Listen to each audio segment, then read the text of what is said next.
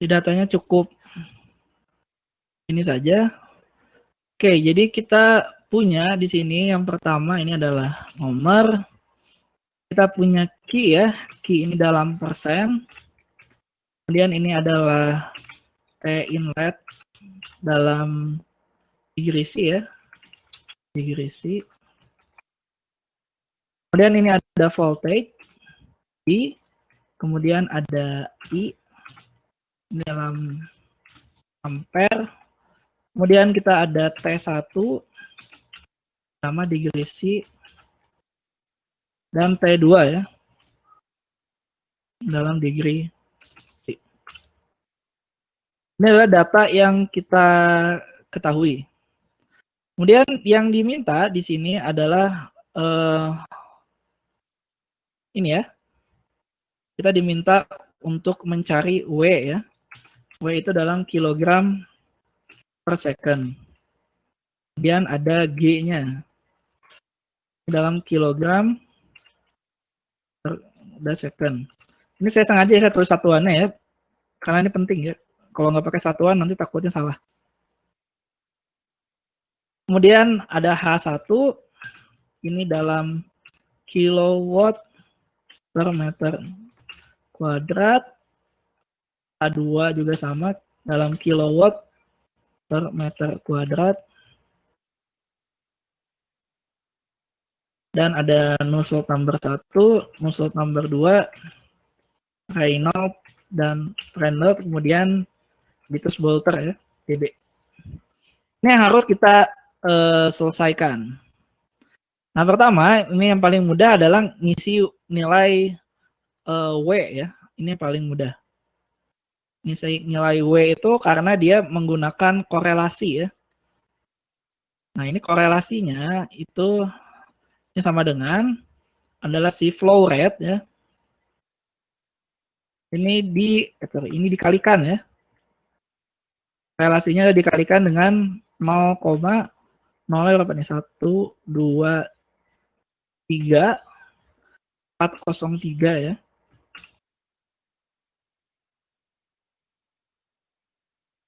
Ditambah 0, ini 1, 2, 3, 4, 5 ya. Nah.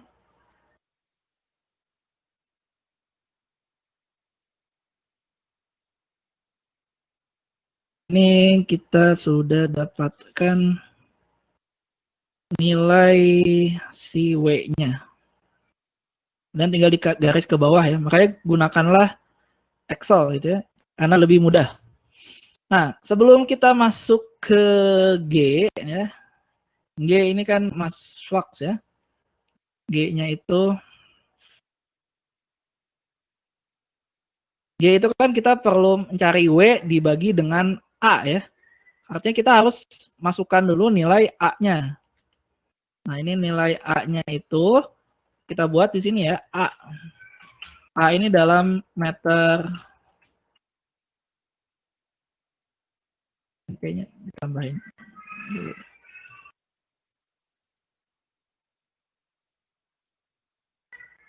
Ini nilai A-nya ya. Nilai A itu adalah kita pakai di sini persamaannya adalah pi ya. Kalau ini luas ya. Ini dikalikan dengan diameter ya. Diameter si yang besar kuadratkan dikurangi diameter yang kecil dikuadratkan. Jadi 0,0118 kuadrat. Nah, ini dikurangi 0,008 kuadrat. Kemudian kita bagi 4 ya. Ini dapatnya segini ya. Dia memang sangat kecil ya, karena kita satuannya dalam meter persegi. Kemudian saya hitung dulu sekalian ini hydraulic diameter ya. Nah, hydraulic diameter ini secara rumus, dia itu kita gunakan adalah ini ya, 0,0118 diameter luar dikuadratkan, dan setelah dikuadratkan ini dikurangi si 0,008 dikuadratkan juga. Kemudian ini baru dibagi ya. Dibagi dengan penjumlahannya 0,0118 ditambah 0,008.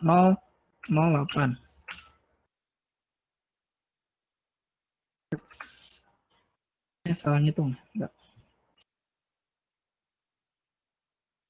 Nah ini. Nah ini hydraulic diameternya ini dalam satuan meter ya. Juga hydraulic diameter ya, jadi meter.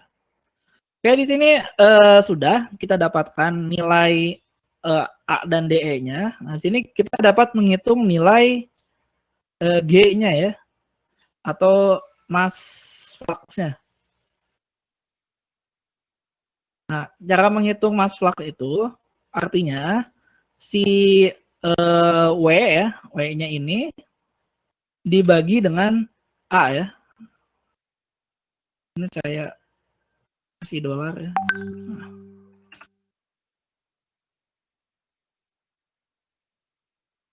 Nah, ini kita dapat nilai G-nya.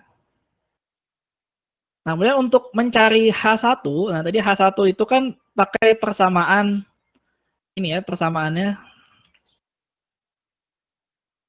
adalah TW min TB ya. Nah, ini kita perlu mencari dulu, berarti di sini adalah TB min Tin ya, TB min Tin.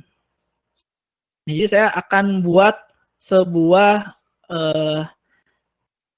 kolom bantuan ya, istilahnya kolom bantuan untuk mengerjakan. Jadi di sini saya kasih si kolom bantuan ya. Itu adalah untuk menghitung TB min Tin. Nah, TB min Tin artinya TB min Tin ini kalau kita lihat persamaan di sini ya. Ini adalah P dibagi W kali CP ya. Dibagi W kali CP.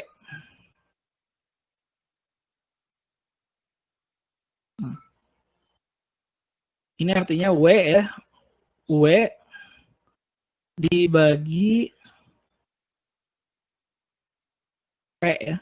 P itu adalah ini ya, V kali I ya. Jadi dibagi V kali I. Nah ini karena CP-nya kita anggap konstan ya. CP-nya kita anggap konstan. Di mana CP-nya itu adalah 4,2 ya. 4,2 kilojoule per kilogram. Ini berarti kita kali 4.200 ya.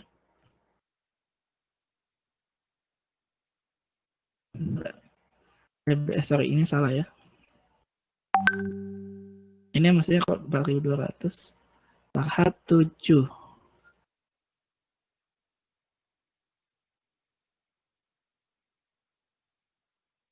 Oh, kebalik saya kok P ya. Mestinya P ya. P. Berarti ini ya, ini P. Nah, ini P-nya.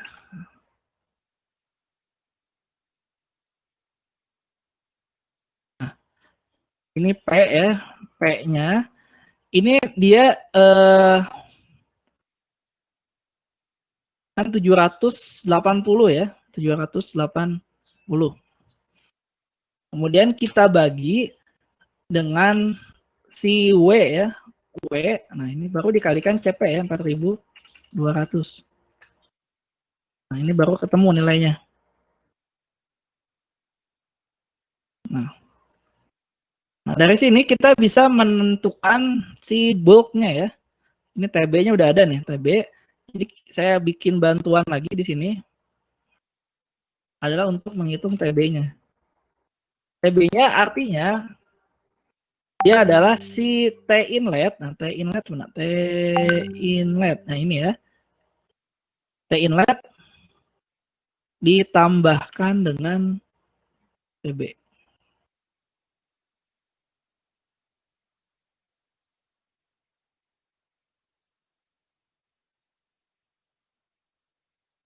Nah, ini adalah TB-nya.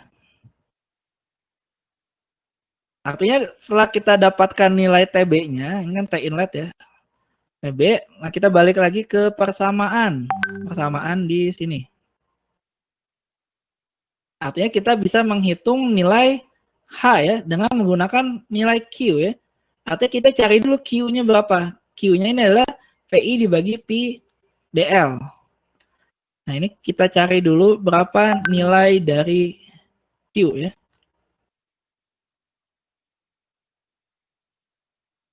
Ini saya geser dulu. Nah ini kita nilai Q ya. Q ini sama dengan berarti ini ya V kali I. Nah ini V kali I dibagi ini adalah Pi ya. Pi kali D kecil. DL ya, D kecil itu adalah 0,008 ya. Dikalikan dengan L. L-nya itu 0,4.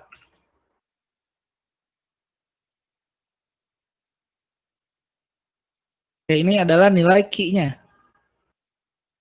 Nilai Q-nya maksudnya dia konstan ya. Nah, ini tidak berubah.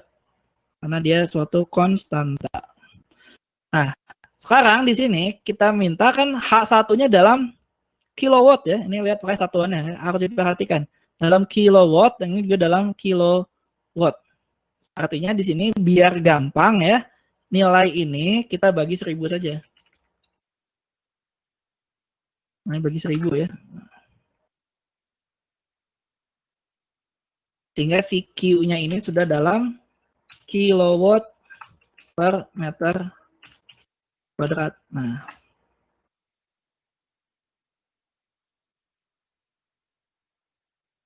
H1-nya di sini ya, H1-nya itu adalah H dikali ini ya, TW per TB ya, TW min TB. Berarti ini adalah TW min TB itu wall ya. Wallnya pakai T1 berarti. Berarti H itu sama dengan Q dibagi nih TW ini min TB.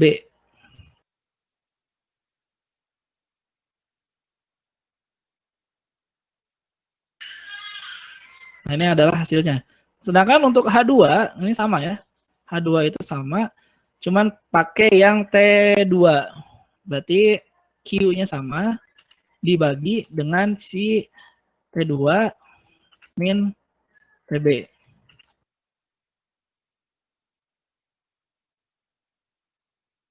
Nah, sudah dapat H1 dan H2-nya.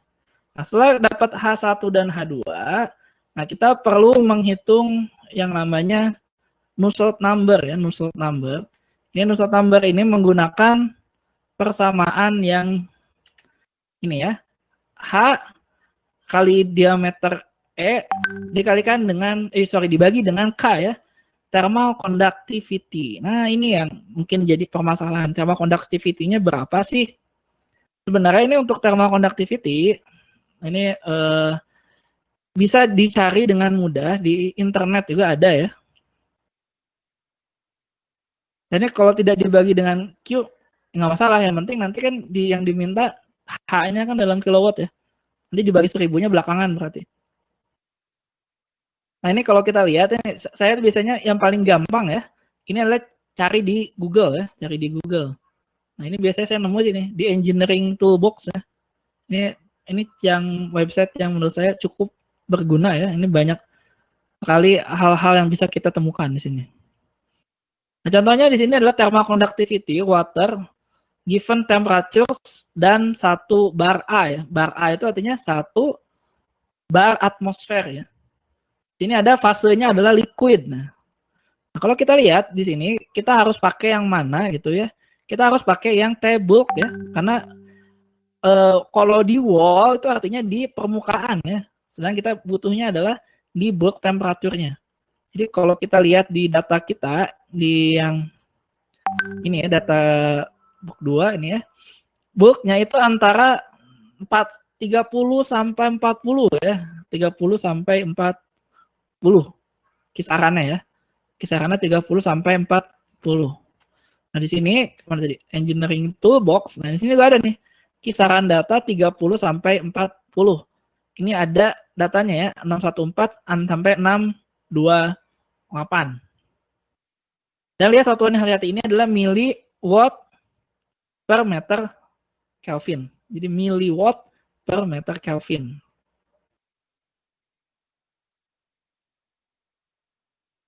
Saya balikin lagi ya di sini. Jadi copy kan 628 ya di sini ya. Mana ini book 2 ya. Oke, saya punya K1. Jadi ini adalah K1 dan ini adalah K2. Di mana dia nilainya adalah 628,56 dan yang kedua nilainya adalah ini 614 ya. 614,5. Apa ini? Tinggal kita balik saja ya. Yang ini adalah suhu 40, yang ini adalah suhu 30. Ini suhunya ya. Jadi ketika suhunya 40 dan suhunya 30 derajat Celcius. Nah, di sini saya kasih sebelum menyelesaikan Nusselt number, saya akan bikin dulu adalah untuk mencari nilai K ya. Mencari nilai K-nya. Ini kita bisa pakai trend line ya. Trend line. Trend ya. Trend mau YS, Y-nya. Y yang diketahui adalah ini. Nah, kemudian titik koma adalah known X ya.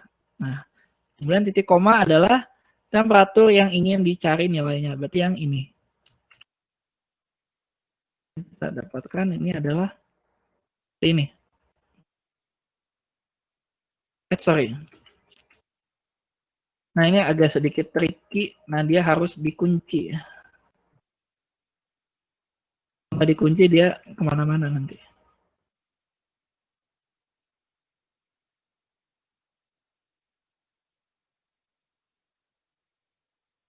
Nah, ini adalah data nilai K. Dan data nilai K ini, dia masih dalam miliwatt ya. Ini harus hati-hati. Ini dalam miliwatt. Nah, ini kita ubah ke dalam watt ya. Artinya data ini kita bagi ke nilai 1000 ya. Bagi 1000.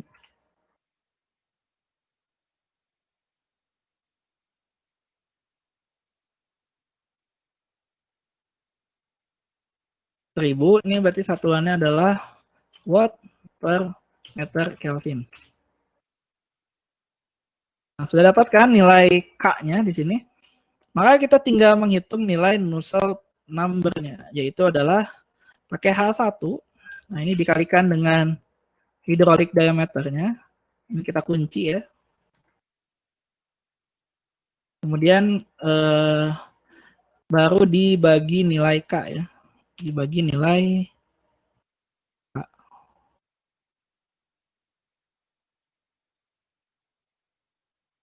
Ini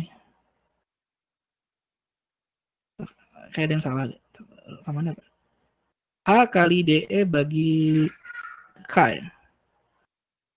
H-nya, oh sorry, H-nya kan dia dalam kilowatt ya. Berarti ini kita harus kalikan 1000.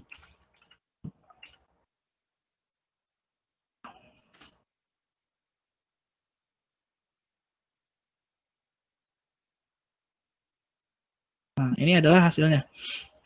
Kemudian yang Nusselt number yang kedua juga sama. Ini berarti H2. Kemudian dikalikan dengan hydraulic diameternya. Ini kita kunci. Kemudian dibagi dengan nilai K-nya. Dan dikalikan dengan 1000 ya. Karena nilai H-nya dalam kilowatt ya. Nah, ini. Sorry. Ini adalah datanya. Ini saya lanjutkan dulu ya, karena ini sebentar saja, tidak akan sampai lama. Jadi hari ini kita akan membahas solusi saja ya. Nah, ini dapat ya Nusselt number 1, Nusselt number 2. Sekarang tinggal mencari Reynolds number-nya. Nah, Reynolds number kalau dari persamaan itu bisa dicari menggunakan ini ya, G DE dibagi dengan mu. Nilai G-nya kan sudah kita dapatkan. hydraulic diameter juga, tinggal nilai mu-nya. Nah, mencari nilai mu ini sebenarnya agak-agak tricky sih, tapi tetap bisa kita cari ya di sini. Di sini misalnya saya kembali lagi mengandalkan engineering toolbox ya, engineering toolbox. Nah, ini bisa dicari sebenarnya. Di sini adalah dynamic viscosity of water, viscosity of water. Nah, ini engineering toolbox. Nah, ini bisa dicek sebenarnya ini pada saat, nah ini berapa nilainya ya. Dan tapi ini agak tidak diketahui ini berapa sih tekanannya, sebenarnya agak ngeri di sini. Ini ada data, cuman dia tidak diketahui dengan pasti ya, ini dengan pasti ini pressure-nya pada atmosferik berapa gitu kan. Datanya ada sebenarnya. Tapi kita bisa pakai data ini juga. Yang pertama, misalnya kan kita di range-nya di antara 30 ya. Ini tinggal calculate saja. Jadi dapat 30 itu 797 ya, 797. Atau 40 itu berapa ini? 40 dia 6539. Atau cara yang kedua adalah mengandalkan steam table ya. Nah, ini saya steam table-nya, saya punya steam table, cuman ini sebenarnya tidak boleh di-share secara luas ya, karena ini ada hak ciptanya. Ini saya tidak akan share kecuali memang dibutuhkan untuk tugas akhir. Kalau untuk kuliah saya tidak akan share. Nah, ini kita punya dynamic viscosity berdasarkan pressure ya di sini. Berdasarkan pressure kita pakai atmosferik itu kurang lebih 0,1 megapascal ya, yang ini ya. Yang saya bisa di-highlight ya. Nah, ini, yang ini. Nggak bisa ya. Nah, ini ya 0,1 megapascal. Nah, ini temperaturnya kebetulan ada di 30 ada, 40 ada ya. Ini 797,3 sama 653,0. Nah, ini kalau kita lihat di engineering toolbox tadi yang di web. Nah, ini tadi apa ini? 6539 ya, 6539. Kemudian kalau berdasarkan steam table 653. Oke. Gak jauh beda ya, karena ini kadang-kadang beda perhitungan sedikit saja. Ini 653. Yang tadi juga untuk yang 30 derajat di sini berapa? 6539 ya, 6539. Sedangkan kalau di steam table yang saya punya itu mana tadi? 30 ya, ganti ya. 30. Ini 797 ya, 797. Ini di steam table saya juga nilainya nggak jauh beda 797. Jadi nggak masalah pakai nilai yang ada di engineering toolbox ya, karena itu ternyata hitungannya dalam 0,1 megapascal dicarinya. Kita yang gampang saja, makanya ini saya sengaja nggak ngasih table karena kalian sebenarnya bisa cari gitu. Mudah sekali mencarinya. Kita ambil di sini ya. Ini adalah kita pakai ini hati-hati satuannya ya. Ini satuannya itu adalah dalam milipascal ya. Milipascal, ini hati-hati. Jadi saya pakai 0,797. Nanti ini perlu dibagi lagi 1000 ya kalau kita mau dibikin SI. Kita pakai 0,797 untuk 30, kita balik ke sini. Ini misalnya adalah mu ya. Ini mu 1, yang ini adalah mu 2. Mu satunya adalah 797 pada saat 30 derajat. Sorry, 0,797 ya.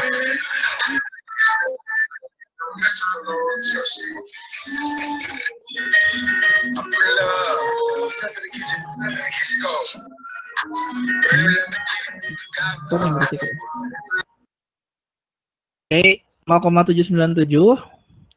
Kemudian yang 40 itu 6539. 6539. Ini 6539. Tinggal jadi 0,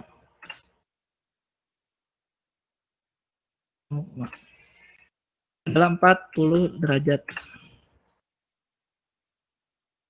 Ini artinya sebelum menghitung Reynolds number, saya akan bikin sebuah tabel adalah untuk mu ya. Ini sama pakai trend ya. Trendnya adalah ini. Mana? Nah, ini saya kunci sama X-nya.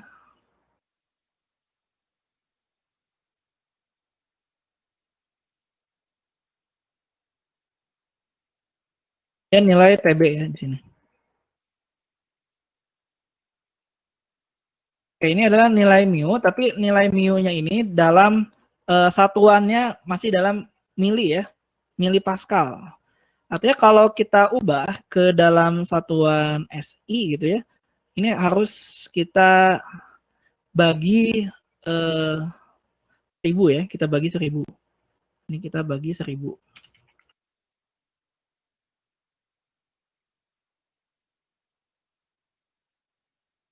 Nah, ini udah kita bagi nilainya dengan 1000.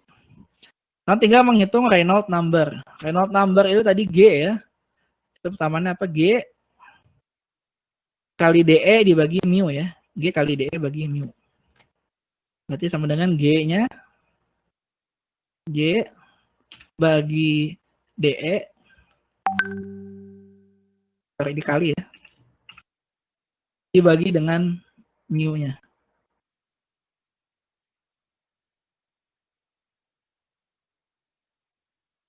Nah, ini adalah hasilnya ya.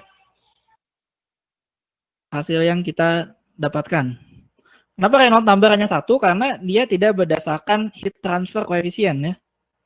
Kemudian Prandtl number, nah ini Prandtl number juga dapat kita hitung di sini. Prandtl number-nya. Ini menggunakan persamaan yang ini. CP kali mu bagi K ya. CP-nya kan konstan ya, CP ya. Berarti ini sama dengan 4200 kali mu ya, kali mu bagi nilai K. K-nya ini.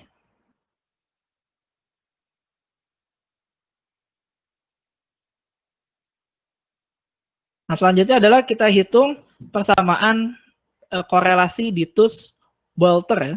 Ditus-Boelter correlation. Nah, ini sudah ada rumusnya. Rumusnya itu adalah ini ya. Mana sebelumnya? Halaman sebelumnya. 0,023 dikalikan Reynolds number pangkat 0,8 dikalikan Prandtl number pangkat 0,4 ya. Jadi ini Ditus-Boelter ini sama dengan 0,023 dikalikan si Reynolds number. Ini pangkatnya adalah 0,8 dikalikan Prandtl number. Dia pangkatnya 0,4.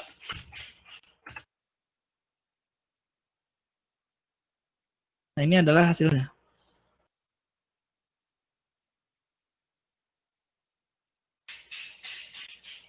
Nah, sekarang kita berikutnya adalah melakukan plotting ya, plotting data.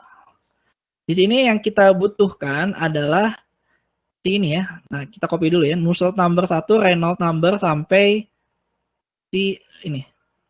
DB ya, Ditus-Boelter. Kita copy di sini. Copy. Kemudian kita lakukan paste misalnya di sini ya. Paste-nya hanya angka saja. Nah, angka, kemudian ini mu ini nggak dipakai ya. Nah, baru kita bikin grafik ya. Kita bikin grafik menggunakan Excel. Jadi yang pertama adalah kita perlu memplot Nusselt number dengan Reynolds number ya. Jadi insert di sini. Kita pilih grafiknya itu adalah nah ini pilih scatter. Nah ini scatter ya. Kita pilih scatter dulu.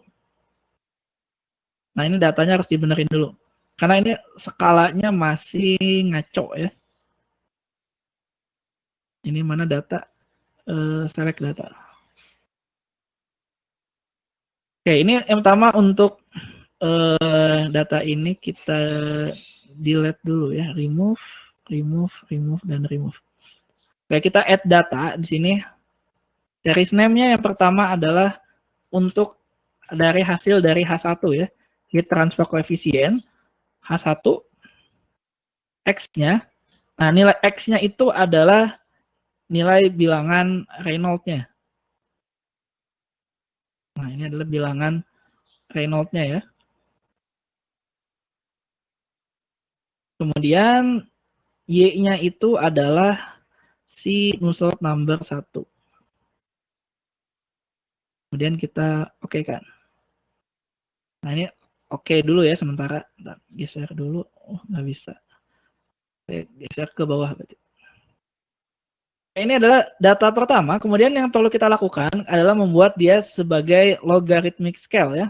Logarithmic scale artinya kita format aksis di sini, kemudian pilih ini adalah logarithmic scale ya, base-nya 10. Oke, close. Dia sudah bentuknya adalah logarithmic scale ya. Nah, ini kemudian yang sisi sumbu Y-nya juga sama. Format aksis, kemudian logarithmic scale. Nah, udah. Ini data ya, data yang pertama kita dapatkan. Ini adalah yang untuk H1. Sekarang kita klik lagi di sini, kita data insert ya. Tadi atau format mana tadi? Data mana tadi? Nah, ini tambahkan data baru ya. Add data. Misal seriesnya adalah H2. Kemudian X range-nya tetap, X range-nya adalah Reynolds number ya. Reynolds number-nya. Kemudian Y-nya itu adalah Nusselt number yang kedua. Oke, nah ini hasilnya. Jadi hasilnya itu mirip-mirip ya kalau kita lihat antara hasil dari H1 dengan H2. Nah, sekarang adalah bagaimana kita memplot si ini ya, DB ini, DB. DB-nya ke dalam persamaan ya. Nah, kalau kita lihat di sini ya, persamaannya mana? Ini. Kita lihat ya persamaan Nusselt number. Nah, ini Nusselt number itu sama dengan ini ya, nilai ini. Nilai ini. Artinya, kita plot nilai DB yang kita dapat artinya adalah nilai Nusselt number-nya. Berarti nilai DB dengan si Reynolds number yang kita punya untuk mendapatkan persamaan Ditus-Boelter. Nah, ini ya, berarti kita tambahkan lagi data di sini.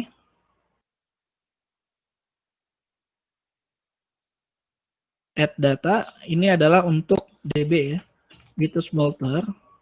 Nah, X-nya adalah Reynolds number. Kemudian Y-nya adalah si DB-nya.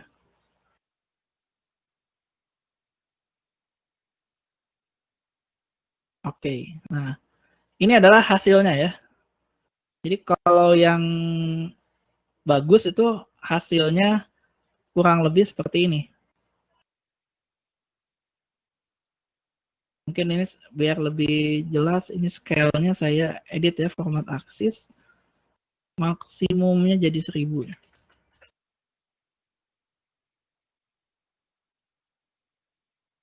Kemudian Y-nya juga biar di tengah ya. Maksimumnya tambahin 0. Jadi ini adalah kurang lebih hasilnya ya. Hasilnya yang kita dapatkan. Yang kita dapatkan adalah seperti ini. Oke, baik. Ada yang mau ditanyakan sampai sini?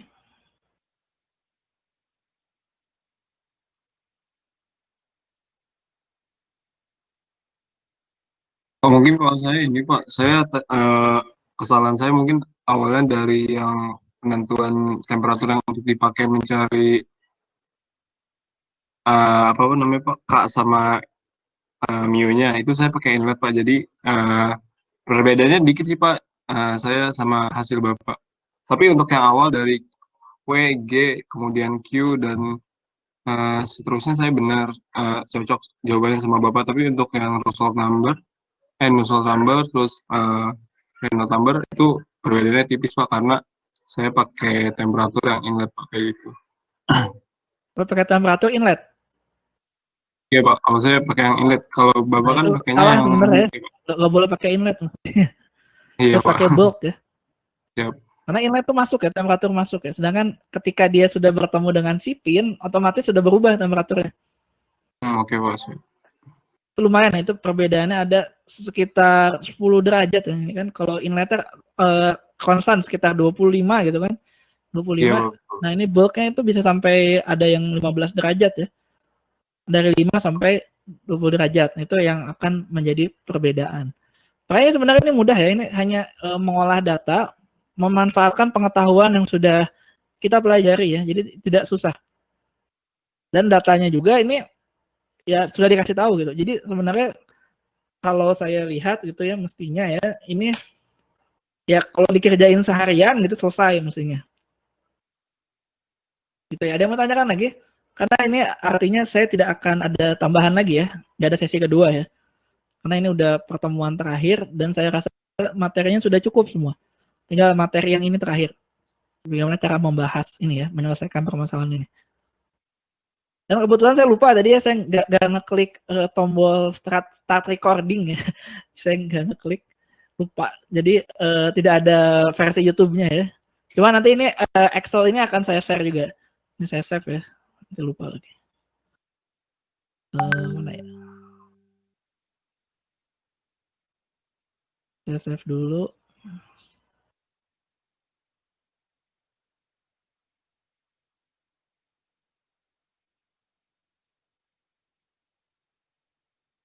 Ini adalah namanya adalah ya, solusi transfer ya.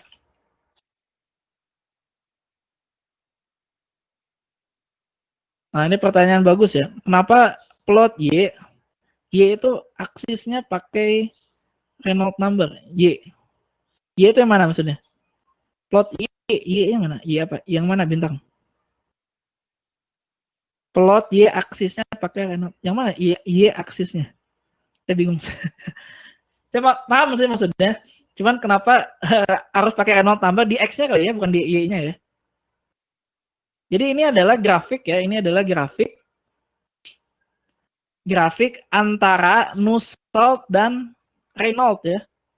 Ini hubungan antara Nusselt number dan Reynolds number. Jadi memang Y-nya adalah Nusselt number-nya, X-nya adalah Reynolds number. Ini adalah grafiknya. Kenapa harus pakai logaritmik ya, bukan pakai apa yang normal? Karena ini kalau untuk data yang besar itu nanti kalau terlalu kecil ya, ini nggak kelihatan datanya. Kayak tadi contohnya siapa ya yang dikerjakan oleh ini siapa? Ini punya saya. Nah, tadi yang punyanya si apa ya?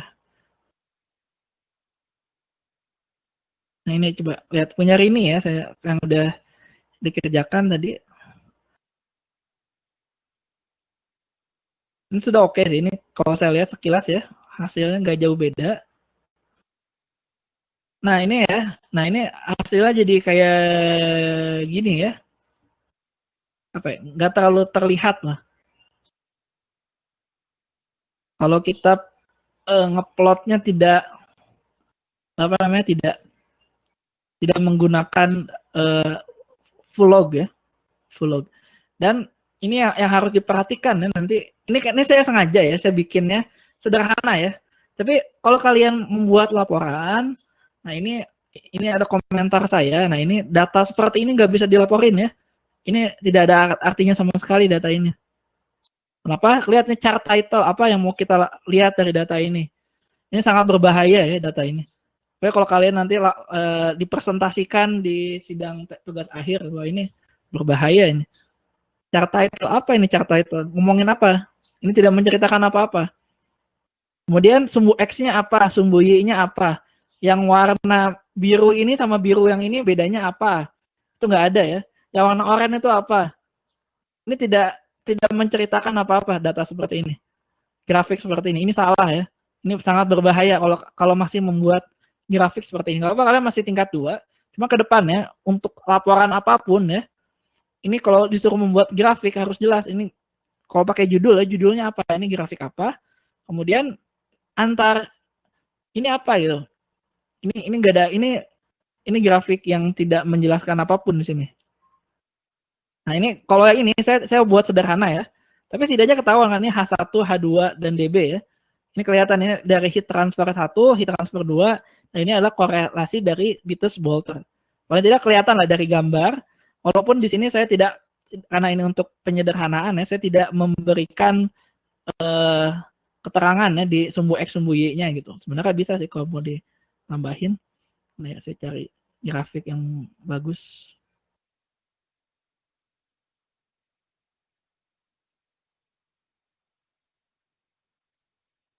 Wih, jelek banget.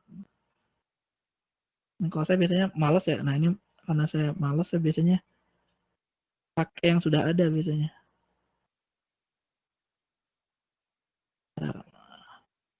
Nah, misalnya ini ya. Ini karena saya males, saya tinggal delete aja sebenarnya. Ini nggak usah.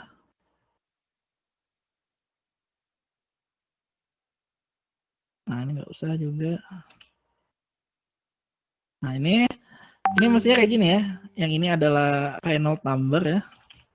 Reynolds. Yang ini paling tidak ini adalah Nusselt number. Nah, ini adalah tadi saya hapus semua ya. Hubungan or relation between Reynolds and Nusselt number itu. Yang tadi mana si legendnya kok hilang ya, legend.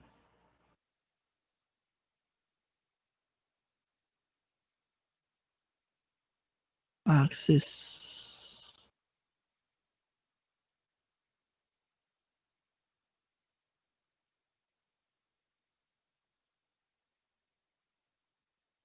Nah, ini tadi mana kue cloud-nya karena saya hapus-hapusin ya. Nah, ini. Nah, ini kan lebih cantik ya, lebih rapi. Ya kalau bikin grafik ya paling tidak seperti ini ya, minimumnya.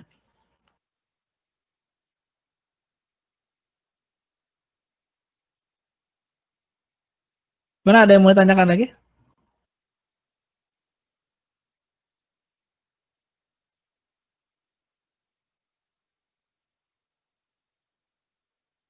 Jadi gini ya, Reynolds number di sini yang perlu kalian pahami ya.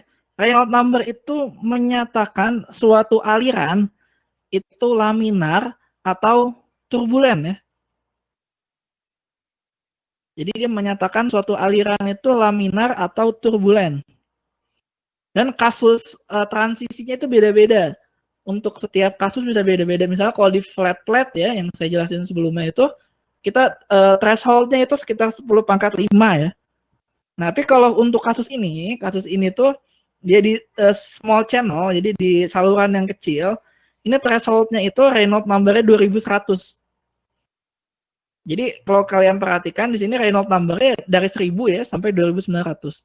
Jadi bisa jadi nih yang 1000 ini emang datanya saya tidak bilang data yang bagus ya, ini datanya emang nggak terlalu bagus. Cuman paling tidak di sini kita bisa lihat ya trennya memang ya seperti itu. Ini adalah ketika dia turbulen gitu, ketika alirannya turbulen. Jadi Reynolds number ini menyatakan aliran, makanya kenapa pakai Reynolds. Sedangkan Nusselt number, nah Nusselt number ini kan tadi ada komponennya apa? Komponennya adalah H ya, di sini ya. Nusselt number itu ada H. Jadi ada H dikalikan dengan diameter ya. Saya juga nggak hafal ya rumus sebenarnya. Karena saya nggak pernah ngapalin rumus. Nah ini H dikali hydraulic diameter dibagi dengan thermal conductivity. Nah di sini kita bisa menyatakan adalah nilai H ya, nilai heat transfer koefisiennya seperti apa. Jadi ini untuk membaca bagaimana heat transfer koefisien ketika kita plotkan ya, ketika kita plotkan dengan jenis alirannya gitu. Jadi kalau semakin turbulen gitu ya, semakin turbulen maka heat transfer koefisiennya itu akan semakin besar gitu ya. Nah kalau secara kita lihat seperti itu ya. kalau dia semakin turbulen, itu dia heat transfer koefisiennya akan semakin besar. Karena Nusselt number-nya juga dia semakin besar.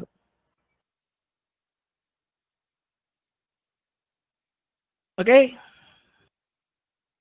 Bagaimana, sudah paham di sini?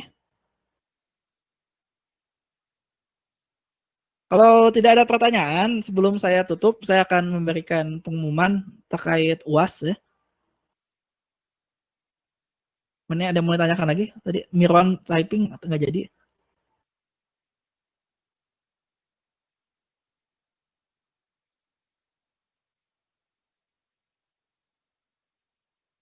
Jadi terkait UAS itu sudah ada jadwalnya.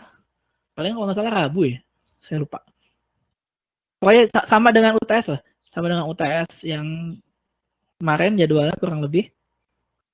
Nah ini untuk UAS, jadi minggu depan ya, minggu depan saya tidak akan ambil minggu pengganti ya, nggak usah lah ya. Kalian juga sudah jenuh kan kuliah, capek ya. Saya rasa pasti udah jenuh ya. Jujur ya, jenuh pasti. Capek kuliah online terus kan. Nah, jadi minggu depan kita tidak ada kuliah dan langsung ke UAS. Nah, ini silakan pelajari saja apa yang sudah saya jelaskan ya. Baik melalui rekaman video, melalui lecture note. Itu soalnya ya kurang lebih yang nggak jauh-jauh dari yang sudah saya sampaikan. Dan ini untuk mencegah ya, mencegah terjadinya error ya, jaringan atau apapun, karena ini rawan ya, karena misalnya semua orang pakai e-learning PNJ, tiba-tiba e-learningnya down, kan bahaya. Jadi walaupun waktunya 100 menit, tapi saya open selama 24 jam. Saya lupa, kalau nggak salah kalian tuh mulai ujiannya siang ya, benar ya? Siang atau pagi ya? Jam 8, saya lupa. Ini Jam misalnya, kedua, jam berapa? Jam kedua Pak kayaknya Pak. Jam kedua jam 10:30 ya, jam 11 ya? Jam 10, 10-an 11 ya? Kita jam 11:30 ya, saya lupa pastinya. Nanti saya buka 24 jam, artinya kalian maksimal mengerjakan itu sampai besoknya jam 10:30 ya, berarti kan 10:30 sampai jam 10:29 besoknya gitu ya. Sampai jam 11-an, pokoknya 24 jam lah saya buka ya. Karena untuk menghindari apa tadi ya, ada gangguan ya. Karena saya takut semua orang pakai e-learning.